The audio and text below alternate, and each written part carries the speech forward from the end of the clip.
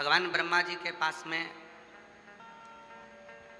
असुरों की बात जाती है, भगवान विष्णु के पास में असुरों की बात जाती है, इंद्रदेव के पास में असुरों की बात जाती है, गरुण वरुण के पास में असुरों की बात जाती है। पर केवल एक देव अधिदेव महादेव ऐसे हैं जिनके कैलाश पर असुरों की बात नहीं जाती। कोई बताने जाए तो शिव जी असुरों की बात हो जाती। बढ़िया है रिंकू, साधुता तुम। एक बार साउंड वाले के लिए भी जोरदार ताली बजाओ। अच्छा साउंड।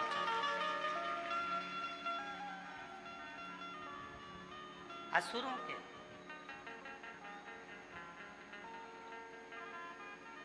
ब्रह्मा जी के पास बात गई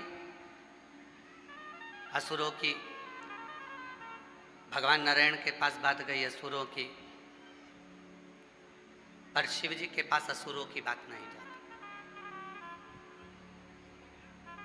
असुर ब्रह्मलोक पर आक्रमण करते हैं, असुर वैकुंठ लोक पर आक्रमण करते हैं, असुर इंद्र लोक पर आक्रमण करते हैं, पर असुर कैलाश पर आक्रमण नहीं करते। कैलाश पर जाते ही नहीं। क्यों? क्योंकि असुरों को भी मालूम है कि ब्रह्मलोक, वैकुंठ लोक, इंद्र लोक, ये सारे लोकों में असुरों का संहार किया जाएगा और उनको नरक में ले जाकर पटक दिया जाएगा। पर केवल एक शिव का धाम कैलाश ऐसा है, अगर कोई असुर भी पहुंच गया तो उसका संहार नहीं होगा, वो शंकर के धाम में ही उनका गण बनकर रह जाएगा और उनके गणों की गिनती में। रावण शिव जी के गणों की गिनती में आते हैं।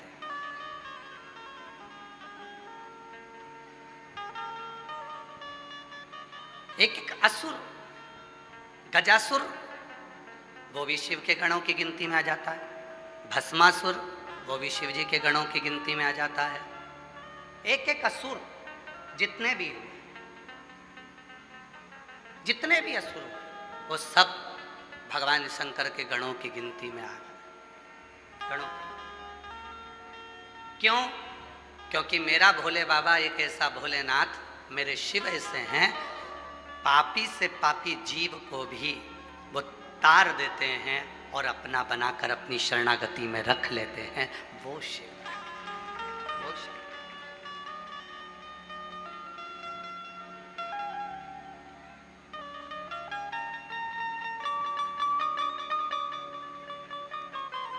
वो शंकर हैं। ये इसीलिए कहते हैं किस्मत वालों को मिलता है बोले तेरा दरबार, किस्मत वालों को मिलता है बोले तेरा दरबार। सच्ची सरकार तुम्हारी सच्चा दरबार, किस्मत वालों को मिलता है बोले तेरा दरबार, किस्मत वालों को मिलता है बोले तेरा दरबार। ये आपकी किस्मत है, भाग्यशाली हो। और मैं सबसे ज्यादा भाग्यशाली तो भटिंडा वासियों को जानता हूं कि आपके बराबर कोई किस्मत वाला नहीं है। लोग एक कथा के लिए तरसते हैं, आपके यहाँ तीसरी बार कथा हो रही थी।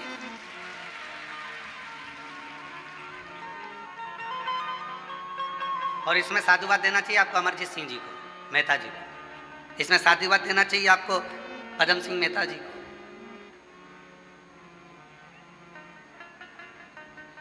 अमरजीत सिंह जी को, पदमजीत सिंह जी को और मेहता परिवार को साधुवाद देना चाहिए।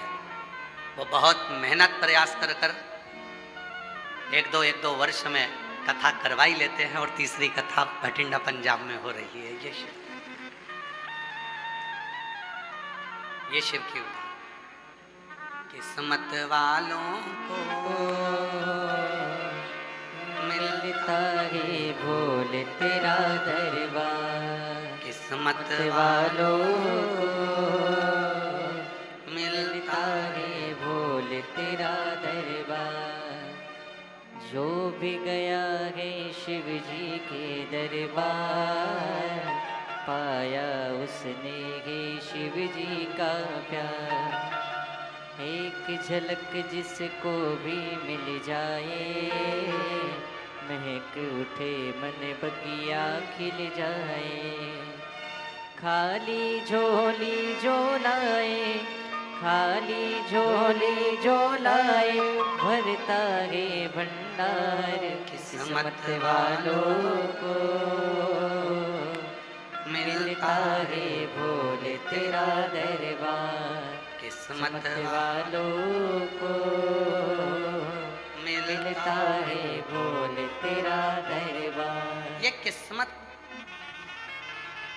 ब्रह्मलोक में असुर जाएंगे, वैकुंठ लोक में असुर जाएंगे, इंद्रलोक में असुर जाएंगे, आक्रमण भी करेंगे, पर कैलाश धाम पर, शिव धाम पर कोई असुर नहीं जाएगा और ना आक्रमण करेगा।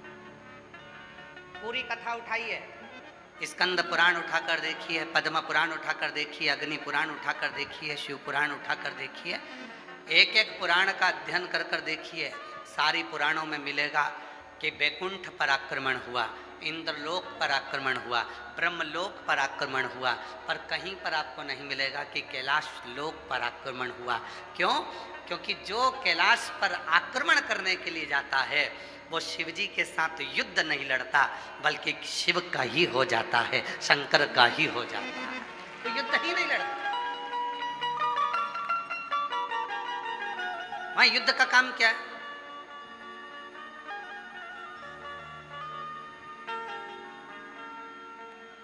एक बार देवऋषि नारद जी ने तुमरुका जी से जाकर कहा, है तुमरुका, इतने सारे असुर देवलोकों पर आक्रमण करते हैं और शिवजी मौन होकर, चुप होकर, शांति से बैठे रहते।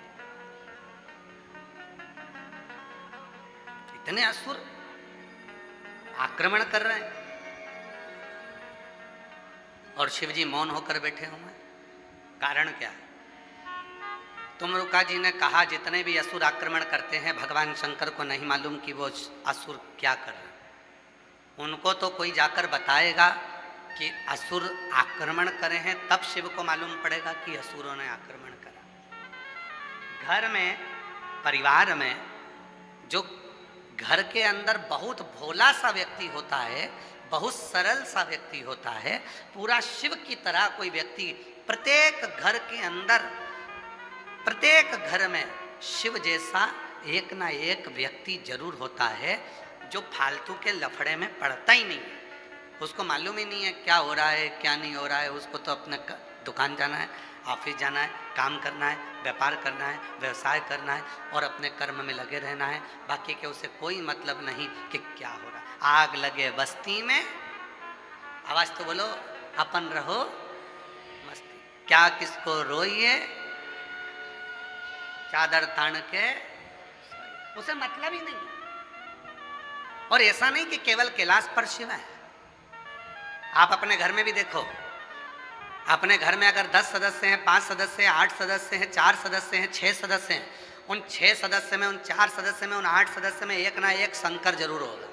एकदम भोला, कोई मतलब नहीं, आएगा, खाएगा, जाएगा, सोएगा, अपना काम करेगा और अपनी मस्ती में रहेगा। और दिन भर मम्मी कहती रहेगी, अरे ऐसा हो गया, पापा कहेंगे वैसा हो गया, बहन ने कहा ऐसा हो गया।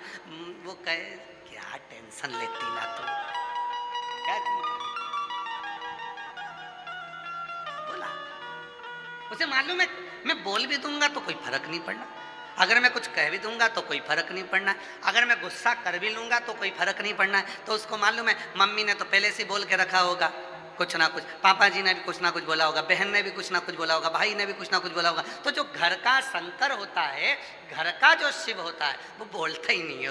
उसको तो एक ही मतलब है, ला रोटी ला, क्या बनाया, लाओ जल्दी से भोजन करा, चाय बना ला, जा चाय बनाई, भोजन करा। और पत्नी बोल भी रही है, तुम कुछ जवाब दोगे?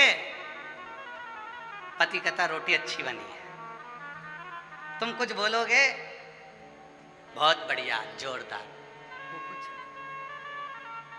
शिव है, शंकर, उसे कोई मतलब, वो तो अपनी भक्ति में, अपने भजन में, अपने स्मरण में डूबा हुआ। देव ऋषि नारद ने कहा क्या शिवजी को असुरों के बारे में मालूम नहीं? भगवान तुमरुका जी ने कहा। तुमरुका जी कहते हैं नारद, शिव जी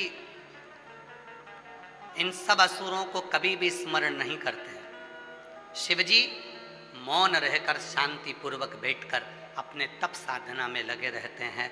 अगर कोई जाकर बताए कि असुर ऐसे हैं तो शिव स्वीकार करते हैं कि ये असुर ऐसा।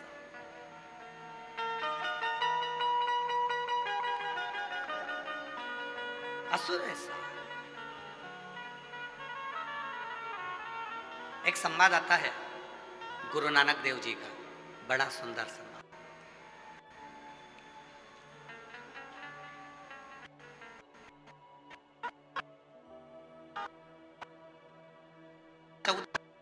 है गुरु नानक देव जी की 14 वर्ष की अवस्था, एकदम मौन, शांत, चुप। मां गुरु नानक देव जी से कहती है, नानका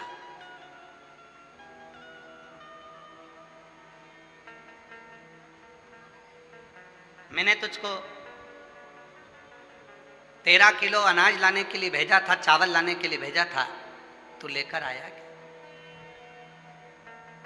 गुरु नानक देव जी की 14 वर्ष की अवस्था है और नानक जी आकर चुप खड़े हो गए।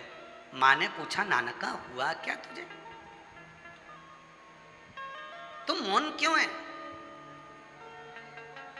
गुरु नानक देव जी ने कहा, मां मैं गया था दुकान पर सामान लेने के लिए, पर वहां जैसे ही मैंने कहा कि मुझे 13 किलो चावल दे दो, वो 13 शब्द जो निकला मां, उसके बाद समझ में आ गया ये संसार सागर में कुछ भी मेरा नहीं है, सब तेरा है, उस रब का है। मेरा तो कुछ भी संसार सागर, मेरा कुछ भी नहीं। संसार सागर में मेरा कुछ नहीं, सब तेरा। वैभव है तेरा है, धन है तेरा है, सब तेरा। बस 14 वर्ष की अवस्था में गुरु नानक देव जी ने वो 13 के आंकड़े को ऐसा पकड़ा कि गुरु नानक देव जी महाराज के मन में ये बैठ गया कि ये संसार सागर को ये बता देना है कि ये संसार कुछ भी मेरा नहीं, सब उस रब का है, उस परमात्मा का है, मेरा कुछ।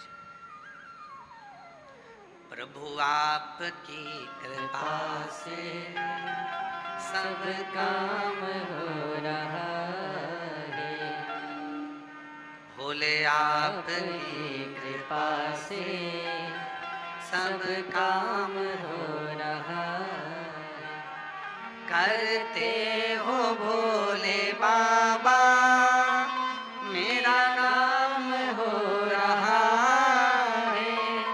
करते हो भोले बाबा, मेरा नाम हो रहा है।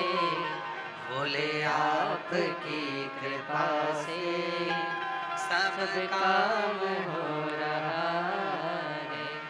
शिव आपकी कृपा से सब काम हो रहा है।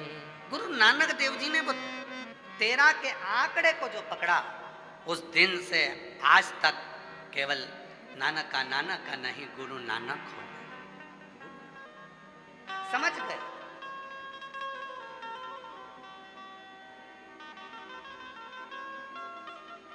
और गुरु नानक देव जी के वो शब्द आपकी जिंदगी में होना चाहिए। गुरु नानक देव जी की वो वाणी आपके हृदय में होना चाहिए।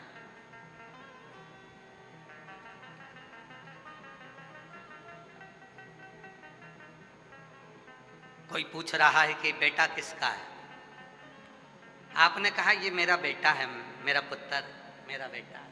नहीं नहीं, ये तो उस रब का, शिव का, वाहेगुरु जी का, ये उसका बेटा, मेरा नहीं, शिव का है। बेटी आपकी, मेरी कहाँ? ये बेटी तो उस रब की है, शिव की है, वाहेगुरु जी की, मेरी।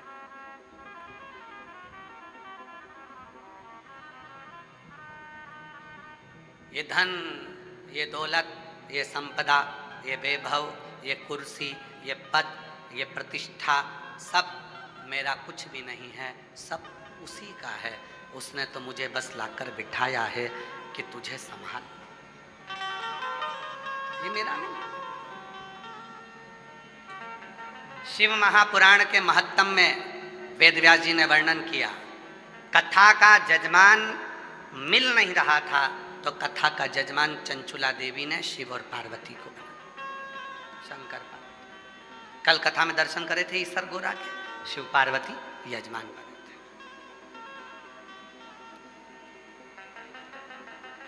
कथा बांचने वाला कोई नहीं मिल रहा था। चंचुला देवी देवऋषि नारद जी के पास जाकर बोलती हैं कि आप कथा कर दो। देवऋषि नारद जी ने कहा मैं कथा नहीं कर सकता क्योंकि मुझे श्राप लगा है, मैं एक जगह पर बैठ नहीं सकता, इसलिए मैं कथा नहीं बांच सकता। हाँ, कथा सुनने के लिए आऊँगा। तो कहा कथा भी नहीं सुन पाओगे, बार बार जाना आना लगा रहेगा क्योंकि तुमको श्राप लगा है कि तुम एक जगह बैठ नहीं सकते।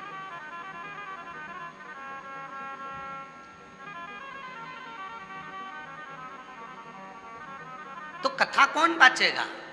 तब देवऋषि नारद जी अपने मित्र के पास में ले गए और तुमरुका जी से विनय करा कि आप कथा बांचो। तुमरुका जी कहते हैं मेरे बस की बात नहीं है शिव पुराण की कथा कहना, स्वयं महादेव बांचेगा, इसलिए तुमरुका जी का नाम तुमरुकेश्वर महादेव हो गया। तुमरुका जी शिव का एक आनंद भाव लेकर कथा के रस तत्व को बांचना प्रारंभ कर। जजमान कौन बना? शिव पार्वती। कथा कौन बांच रहा है? शंकर जी। कथा कौन सुन रहा है? शिव जी। अब कथा करवा कौन रहा है? तो कथा करवाने के लिए चंचुला देवी से पूछा गया क्या तुम कथा करवा सकती हो? चंचुला देवी कहती है मेरी सामर्थ्यता नहीं कि मैं शिव पुराण की कथा को करवा सकूं, इस कथा को तो स्वयं महादेव और पार्वती ही करवा सकते हैं, इसलिए कथा करवाने वाला भी महादेव और पार्वती।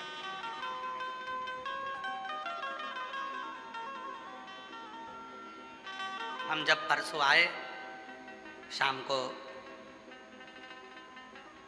अमरजीत सिंह मेहता जी के घर पर जब पहुंचे,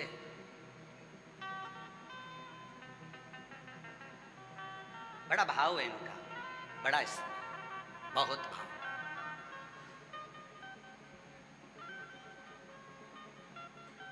आज हम कहने में पीछे नहीं हटेंगे, अमरजीत जी आपको बहुत साधुता के साथ कहेंगे। जहां पर भी कथा करने के लिए जाते हैं वहां भोजन बनाने वाले को लगाया जाता है, ब्राह्मण ब्राह्मणी को। पर अमरजीत जी हम धन्यवाद देते हैं आपकी धर्म पत्नी को, जीजी बाई को, कि 3 बार कथा करने के लिए यहाँ आए और तीनों बार भले ढेरों सारों काम करने वाले लगे हों, नौकर चाकर ढेर सारे काम करने वाले सेवादार लगे हों, पर भले सबका भोजन कोई भी बनाए, पर हमारी जीजी बाई अमर सिंह जी मेहता जी की धर्म पत्नी हम ये तीसरे वर्ष में देख रहे हैं, 7 दिन जब तक हम इनके यहाँ रहते हैं तब तक हमारे भोजन बनाना भी स्वयं, हमारे बर्तन को साफ भी स्वयं, और भोजन सब्जी काटना, संभालना, बनाना, सब सामग्री एक जैसे माँ अपने बेटे को भोजन कराती है ऐसे अन्नपूर्णा की तरह हमारी जीजी बाई हमको प्रसाद करती। मैं साधुता दूंगा इसमें।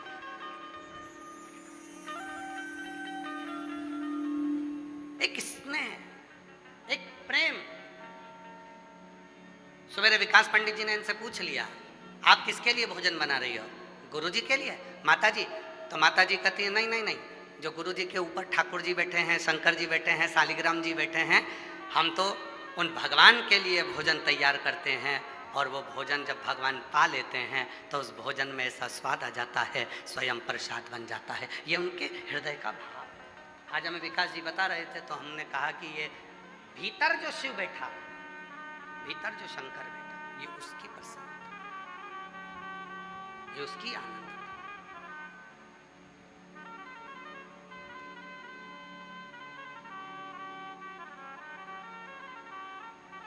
दिखावा नहीं है, ये प्रेम है। और शिव को क्या चाहिए? कल कथा में कहा था 8 घंटे 24 घंटे 10 घंटे बैठकर आप भगवान का नाम जाप करिए। भगवान से आप ये आशा मत रखना कि भगवान तुम्हें मिल जाए। 8 घंटे बैठकर भी अगर आप भजन करोगे, 10 घंटे तक बैठकर अभिषेक कर रहे हो, लाओ गन्ने का रस लाओ, लाओ मैंगो का रस लाओ, लाओ ये लाओ, लाओ वो लाओ, सारी दुनिया की सामग्री लाकर तुमने शंकर जी को सारा रस चढ़ा दिया, सारा दूध चढ़ा दिया, दही चढ़ा दिया, ढेरों सामग्री तुमने शिव जी को चढ़ा दी। भूखे भी रहे, प्यासे भी रहे और खूब 24 घंटा तुम शंकर जी पे सेवा भी करते रहे। और तुम सोचो कि शिव जी मुझ पर कृपा कर दें। शंकर कहते हैं कि मैं दिखावे से परे हूँ, तू कुछ मत दे, केवल एक बार मौन होकर, शांत होकर, हृदय से मुझे पुकार कर दे। श्री शिवाय नमस्तुभ्यम बोल कर देख, ओम नमः शिवाय बोल कर देख। जब तेरे हृदय की वाणी मुझ तक पहुंचेगी, तुझे कुछ नहीं देना पड़ेगा, मैं खुद तेरे पास आकर खड़ा हो जाऊं। स्वयं कोई वस्तु की चाह शिव को नहीं है। एक पत्र आया है, अच्छा है।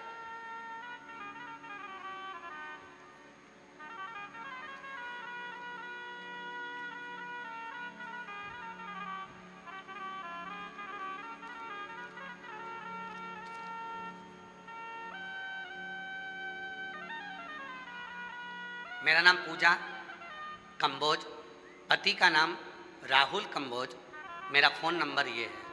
कहीं बैठी हो? पूजा कंबोज, पति का नाम राहुल कंबोज, मेरा फ़ोन नंबर ये है। कहीं बैठी हो तो हाथ हिला सकती हैं।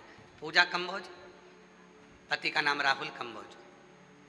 गुरुदेव, हम परहेट इंद्री करनाल से आए हैं। कहीं बैठी हो तो हाथ हिला सकती हैं। कहीं बैठी हो तो हाथ हिलाएं। आप ही हैं? आ जाओ, आ जाइए। एक लोटे जल और पशुपति नाथ व्रत का क्या वर्णन करूं गुरुदेव। मुझे 12 साल से सोरायसिस त्वचा रोग की बीमारी थी। 12 साल से मेरे को सोरायसिस की बीमारी है।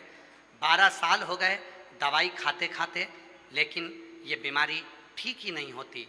डॉक्टरों ने बोल दिया कि ये ठीक नहीं होगी, चाहे कितनी भी दवा करा लो, चाहे कितनी भी दवाई खा लो, सोरायसिस कभी ठीक नहीं होता। डॉक्टरों ने भी कह दिया ये बीमारी कभी ठीक नहीं होगी। गुरुदेव, आपकी कथा में सुनना प्रारंभ करी। आपकी टीवी पर कथा के माध्यम से सुना था कि पंडाल में बैठकर जो मांगो वो मिलता है। 12 साल से इस बीमारी से इतनी दुखी हो गई थी कि पहली बार कथा सुनकर टीवी पर आप पर भरोसा हुआ और जिंदगी में पहली बार किसी कथा के पंडाल में मैं जाकर बैठी। घरोंडा करनाल में 17 मई को मैं कथा सुनने के लिए पहुंच गई। आज से 1 महीने पहले मैं घरोंडा करनाल की कथा में 17 मई को घरोंडा करनाल में कथा सुनने के लिए आई। 17 मई को घरोंडा करनाल में कथा सुनने के लिए आई और गुरुदेव अभी 1 महीना ही हुआ है मैंने वहाँ जाकर बाबा को प्रणाम करा। करनाल में कोई कुछ बोलता रहा, कोई कुछ बोलता रहा, पर मेरा मन तो भगवान शिव में लगा रहा। गुरुजी, आप ही की कथा में सुना था कि चित्त कथा में लगाना, दुनिया तो कुछ भी बोलती रहेगी, उनके विचारों को मत सुनना, बस मन बाबा में लगाना। मैं भी 12 साल से चर्म रोग था, सोरायसिस की बीमारी थी। पहुंच गई 17 मई को घरोंडा, वहीं पर बैठकर कथा सुनी। पंडाल में जगह नहीं थी, मंडी में बैठ गई। कथा सुनने के बाद में जब सब चले गए तब मैं अंदर गई पंडाल में। वहाँ की मिट्टी को मैंने अपने पूरे शरीर पर लगा लिया, थोड़ी सी मिट्टी बांध कर ले आई और फिर मैं सीधे कुबरेश्वर धाम चली गई। वहाँ से रुद्राक्ष लेकर आई, उस रुद्राक्ष को पानी में गलाती, उस पानी को पीना चालू करा और बाबा की ऐसी कृपा हुई गुरुदेव, जो 12 साल में नहीं हुआ वो 1 महीने में आज मैं पूरी ठीक होकर पंडाल में भटिंडा के कथा सुनने के लिए आई। जो 12 साल में नहीं हुआ वो 1 महीने में मैं ठीक होकर बाबा के मंदिर में जल चढ़ाती, लाकर पीती। आज बाबा की कृपा से 1 महीने के अंदर मेरे बाबा ने मेरी सोराइसिस की बीमारी को मिटा दिया। मैं बाबा को यहाँ प्रणाम करने आई हूँ। एक लाइन बड़ी सुंदर लिखी है, आप भी गुनगुना। जो दिल से मांगोगे वो दिल से दे देगा, मेरा भोला भंडारी है, खाली झोली भर देगा। मेरा भोला भंडारी है, खाली झोली भर देगा। अब उस बहन ने एक लाइन अपनी मर्जी से लिखी है, वो भी पढ़ो जरा। काट दिया रोग काशी वाले ने, कर दिया निरोग डमरू वाले ने। ये उसके मन की लाइन है। हम लोग इस लाइन को नहीं गुनगुनाते, हम तो एक लाइन गुनगुनाते, लुटा दिया भंडार काश। पर उस बहन ने अपनी तरफ से जो लाइन लिखी है वो देखिए। काट दिया रोग काशी वाले ने, कर दिया निरोग काशी वाले ने। आज मैं स्वस्थ हो। एक पत्र और बड़ा सुंदर लिखा एक बहन ने, जिसका लड़का 10 साल का हो गया, बोलता नहीं है। उसको एक बीमारी है, जिस बीमारी का नाम उसने लिखा है इसमें, ऑटिज्म। लड़के का फोटो देखिए पहले लड़के का फोटो देखो। 10 साल का ये बेटा है। गुरुजी कोटि कोटि नमन। मेरा नाम तारा देवी, नालागढ़ जिला सोलन हिमाचल प्रदेश की निवासी हूँ। कहीं बैठी हो, हाथ हिला सकते हैं, आप ही हैं, आ जाओ एक बेलपत्र ले जाना। गुरुजी मेरा नाम तारा देवी, नालागढ़ जिला सोलन हिमाचल प्रदेश की निवासी हूँ। गुरुजी मेरा पोता अक्षित शर्मा, आयु 10 साल है। गुरुजी वो बोलता नहीं था, डॉक्टरों को बहुत दिखाया पर वो ठीक नहीं हुआ। डॉक्टरों ने से ऑटिज्म नाम की बीमारी बताई। हम सारा परिवार बहुत दुखी हुए। 2020 से उसको किसी ना किसी हॉस्पिटल में दिखाते दिखाते थक गए, तब कोई असर नहीं दिखा। आखिरी में डॉक्टर ने कह दिया इस बीमारी के बच्चे बोल नहीं पाते, ऑटिज्म नाम की बीमारी से वो ग्रसित है। तब हमने आज छोड़ दी। 2020 में किसी ने मुझे आपकी कथा के बारे में बताया। मैंने आपकी कथा आस्था चैनल पर सुनी। मुझे कथा सुनने के बाद आपकी कथा पर विश्वास होने लगा। मैंने सोचा भोले बाबा की कृपा से इतने बच्चे ठीक होते हैं, मेरा पोता भी एक दिन जरूर ठीक होगा। गुरुजी मैं सीहोर 2 बार गई और वहां पर आकर कंकर शंकर की पूजा और रुद्राक्ष लेकर आ गई। घर जाकर रोज रुद्राक्ष का जल भोलेनाथ को चढ़ाकर घर वापिस लेकर आती और पोते को जल पिलाती और उसके गले और शरीर पर लगाती। गुरुजी अब हमारा पोता धीरे धीरे बोलने लग गया और समझने भी लग गया। गुरुजी मैं पहले 2024 में 2025 में भटिंडा की कथा में आई थी और अपने पोते को भी लाई थी। यहाँ की मिट्टी को लगाकर मैं अपने पोते को लेकर चली गई थी और आज बाबा की कृपा से उसी भटिंडा में आज खुश होकर अपने पोते के लिए बधाई देने आई हूँ कि अब मेरा पोता पूरी तरह से ठीक हो गया।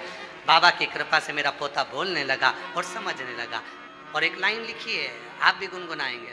लुटा दिया भंडार काशी वाले ने, कर दिया माला माल काशी वाले। एक विश्वास शिव के प्रति, एक भरोसा दृढ़।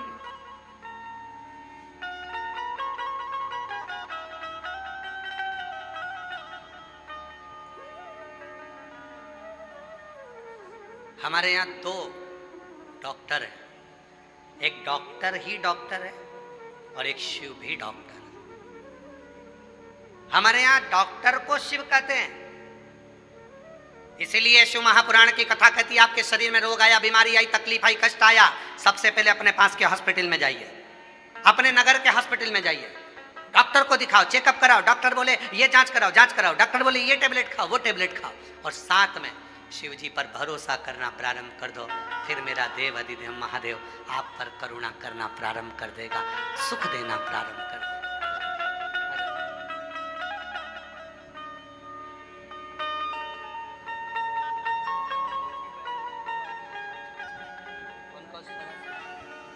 आपकी बहन पूजा कम्बोज आज आई नहीं है, उनकी बहन है और सोराइसिस की बीमारी से पूर्ण तरह से ठीक हो गई। एक बार जोरदार ताली बजा करिए उनको दे दीजिए।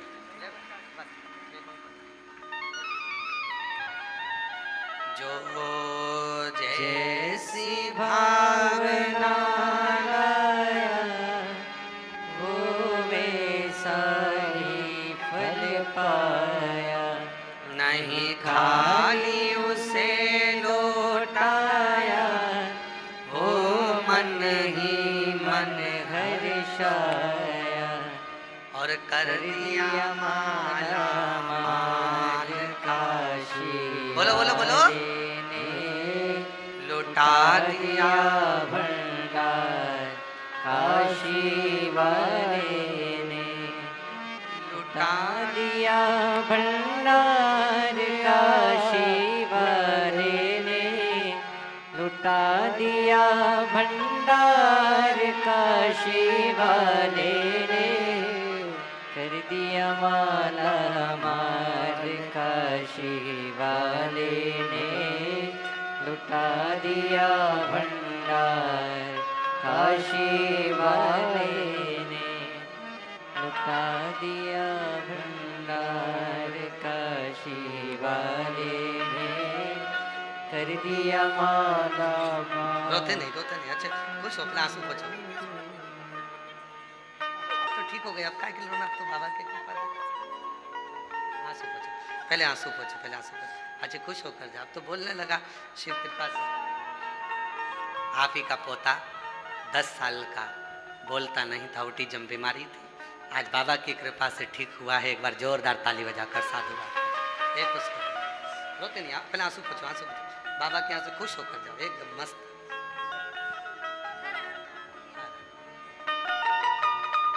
शिव तत्व, शंकर की कृपा।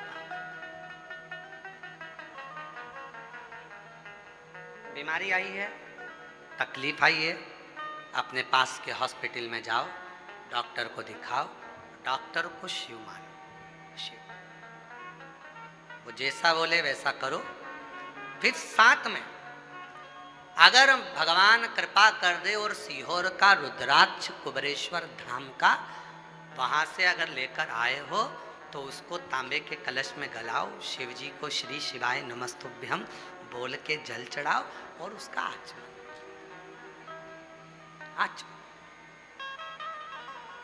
पियो।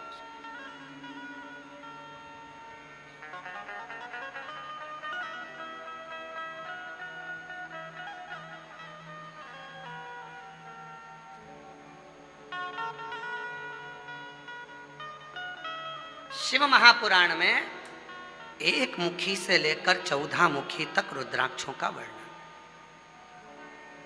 और स्कंद पुराण में 1 मुखी से लेकर 21 मुखी तक रुद्राक्षों का वर्णन। कौन सा रुद्राक्ष क्या फल देता है, कितना असर करेगा कौन सी चीज पर, एक एक चीज का महत्व शिव पुराण के अंतर्गत है।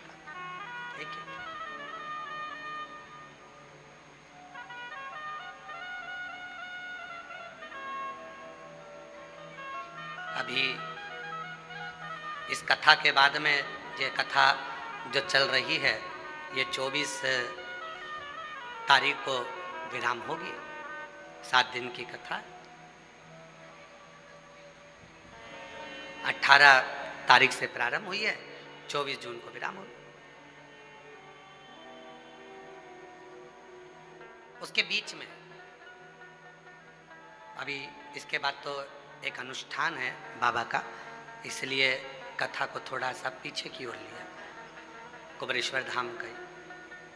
तो उस अनुष्ठान में हम रहेंगे, तो बीच में छुट्टी ली है थोड़ा, और उसके बाद में कथा हम प्रयास करेंगे कि ऑनलाइन उसमें आपको 1 मुखी से लेकर 14 मुखी और 1 मुखी से लेकर 21 मुखी कौन सा रुद्राक्ष किस स्थान पर रख दिया जाए कि उसकी वहां पर ऊर्जा इतनी तीव्र रहे कि व्यक्ति के जीवन के सारे दुखों का नाश होना प्रारंभ हो जाए।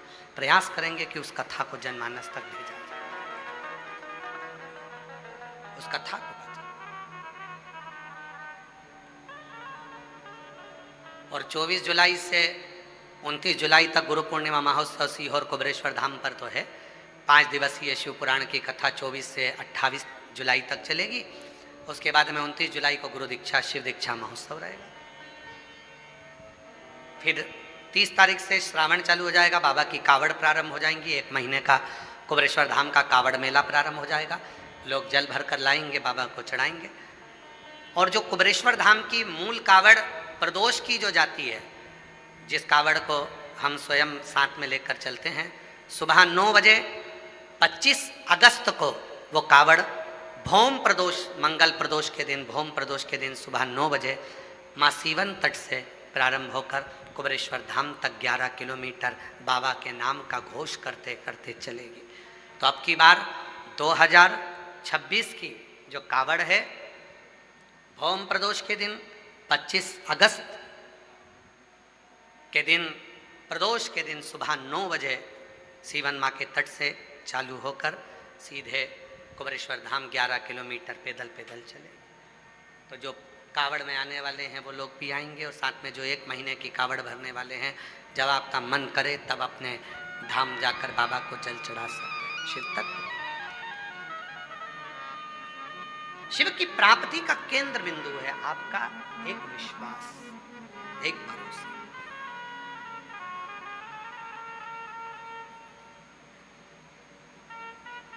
महाराज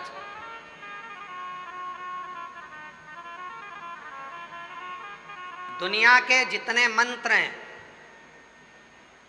दुनिया के जितने तंत्र हैं, दुनिया के जितने भी श्लोक हैं, दुनिया के जितने भी शब्द हैं, दुनिया के जितने अक्षर हैं, दुनिया के जितने संगीत हैं, दुनिया के जितने स्वर हैं, दुनिया के जितने नाद हैं, वो किसी और के दिए हुए नहीं हैं, मेरे महादेव के दिए हुए हैं, मेरे शिव के दिए।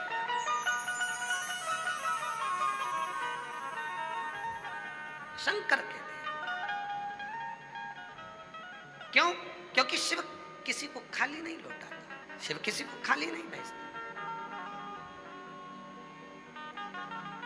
आप आए जरूर हो, बैठे हो, 37 से 38 डिग्री टेम्परेचर है आज भटिंडा का। इतनी तेज गर्मी में अपना एसी पंखा कूलर छोड़कर आप इस पंडाल में बैठे हो, तपती धूप में अपने घर से निकल कर आए हो, जाकर जगह संभाल कर, और कथा तो 2 बजे प्रारंभ हुई है, पर आप सब 10-11 बजे के यहाँ पर जगह संभाल कर बैठे हो हैं। 10 बजे से सुबह 8 बजे से बैठे हो। प्रणाम प्रणाम।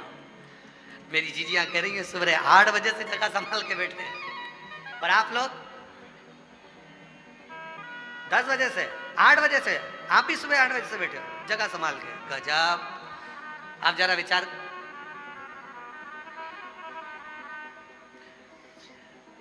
अब जरा विचार करिए, सवेरे 8 बजे से जगह संभाल कर बैठना और कथा का इंतजार करना।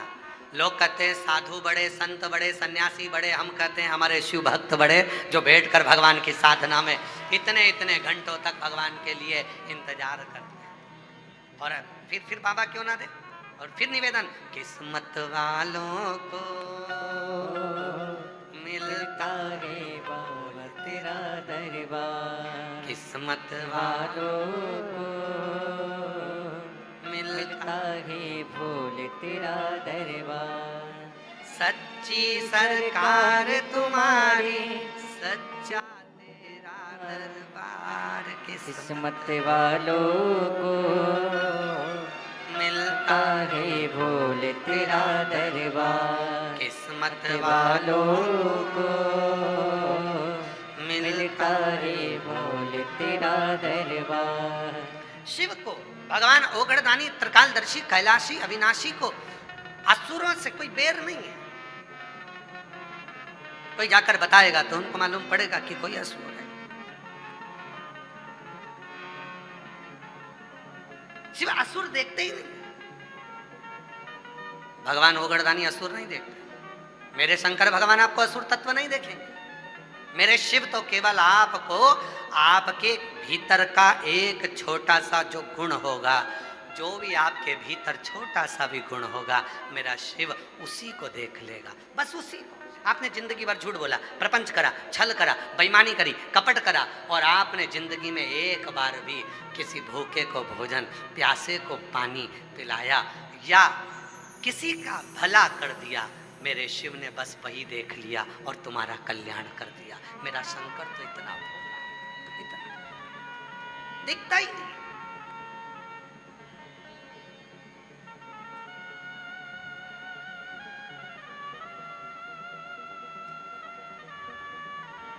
उसने विचार ही नहीं करा। शिव तत्व कह रहा है, भगवान शंकर की कथा कर रही है, शिव महापुराण की कथा कहती है। कल आपको कथा में कहा था, एक तरफ गंदगी पड़ी है, एक तरफ 500 का नोट पड़ा है, एक तरफ गंदगी पड़ी है, एक तरफ सोना पड़ा है, एक तरफ गंदगी पड़ी है, एक तरफ चांदी पड़ी है, एक तरफ गंदगी पड़ी है, एक तरफ हीरा पड़ा है। आप गंदगी से निगाह फेर लोगे, पर अगर सोने जैसी कोई चमकदार चीज दिख गई तो उसको 3 से 4 बार देखोगे, सोना ही है।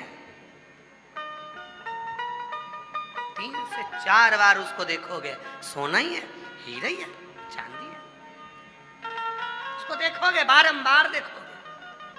बस मेरे शिव भी ऐसे हैं, वो गंदगी नहीं देखते, वो अवगुण नहीं देखते। आप कैसे हो, कहाँ जा रहे हो, क्या कर रहे हो, शिव को मतलब नहीं। शंकर तो केवल कहते हैं कि अपने प्राण छूटने से पहले जो मैंने तुझे मानव देह दी है, इस मानव शरीर का सदुपयोग करना, भूखे को भोजन, प्यासे को पानी, जय बाबा बर्फानी, उसका स्मरण करना।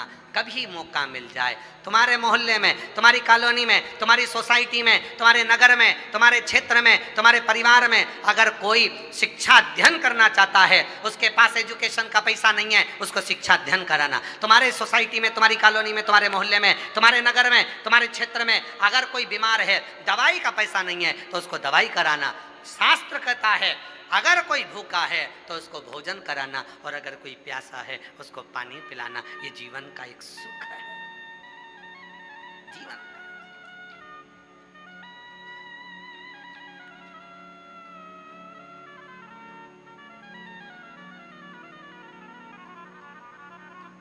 आप किसी का आदर देकर जो सुख है, सारे मंत्र, साधना, तंत्र, विद्या, दुनिया के जितने तंत्र मंत्र हैं, दुनिया के जितने मंत्र हैं, दुनिया के जितने साधना है, सबका उपासक शिव ही है, सब। और शिव को आडंबर प्रिय नहीं है, दिखावा प्रिय नहीं है, भक्ति प्रिय है। एक लड़के का कल एक पत्र पढ़ा था, आज एक लड़के का और पत्र आया, देखो कितना विचित्र पत्र है उस लड़के का। देखिए,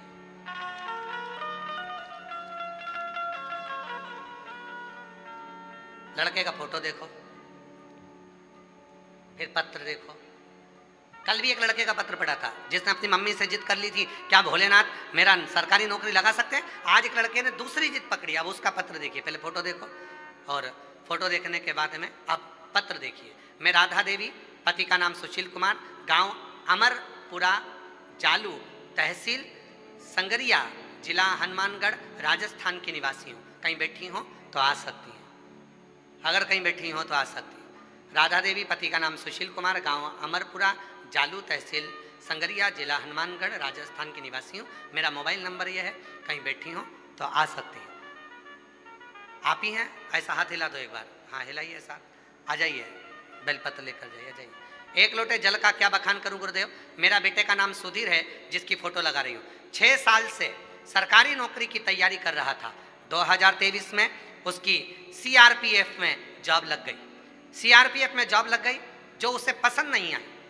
उसने कहा माँ मुझे ये नौकरी पसंद नहीं है सीआरपीएफ की, और उसको जॉब पसंद नहीं आई, उसने छोड़ने का मन बना लिया। तब मैंने अपने बेटे से पूछा कि तुझे कहाँ का जॉब चाहिए। सरकारी जॉब मिल गया, सीआरपीएफ में नौकरी मिल गई, अब तुझे क्या चाहिए। माँ मुझे रेलवे में नौकरी करना, और मुझे रेलवे की नौकरी चाहिए। माँ ने कहा कि बेटा जो मिल गई उसको कर लो। ना ना मुझे रेलवे की कर। बेटे ने तुरंत नौकरी का रिजाइन दे दिया। बाद में लोग बगावत पर उतर दिए, कहने लगे भगवान ने इतना अच्छा नौकरी दिया, मौका देता है, अब उसकी जॉब नहीं लगेगी, ये पक्का है, अब कभी इसकी जॉब नहीं लगने वाली। बेटे से कहा बेटा तू क्यों नौकरी छोड़ रहा है, अच्छी जॉब लग गई है, कर ले। बेटा कहता है माँ तू सीहोर वाले बाबा पर इतना भरोसा करती है तो मैं भी तो देखूं कि सीहोर वाला बाबा क्या मेरी रेलवे में नौकरी लगा सकता है।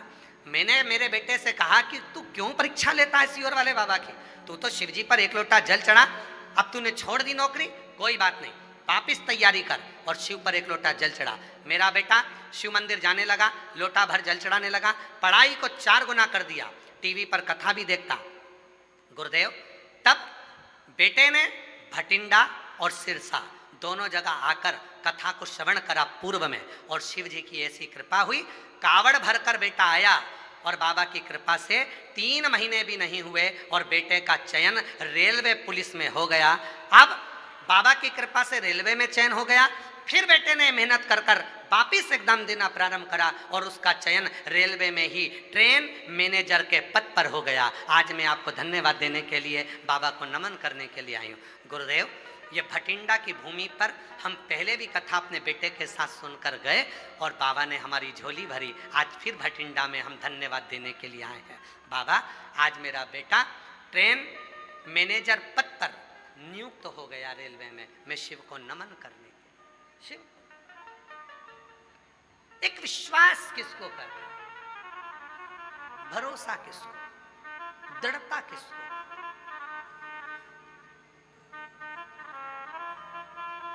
और महादेव नमन चरणों में स्वीकार कीजिए। जितने बैठे हो सब बोलो, सब सबके लिए ये बोलो, महादेव नमन चरणों में स्वीकार कीजिए, सबका किया है मेरा भी उद्धार कीजिए, उद्धार कीजिए।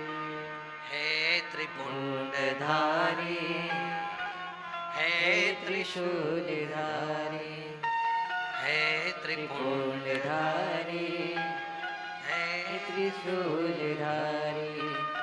चरणों में तेरे बाबा जी पावन है चारों धाम, चरणों में तेरे बाबा जी पावन है चारों धाम। तेरी देव करते वंदना, पूजे सीताराम। तेरी देव करते वंदना, पूजे सीताराम। हो जाए पूरी कामना, बोलो बोलो, हो जाए पूरी कामना। उपकार कीजिए, सबका किया है मेरा भी उद्धार कीजिए, उद्धार कीजिए। है त्रिपुंडधारी, है त्रिशूलधारी, है त्रिपुंडधारी, है त्रिशूलधारी। आ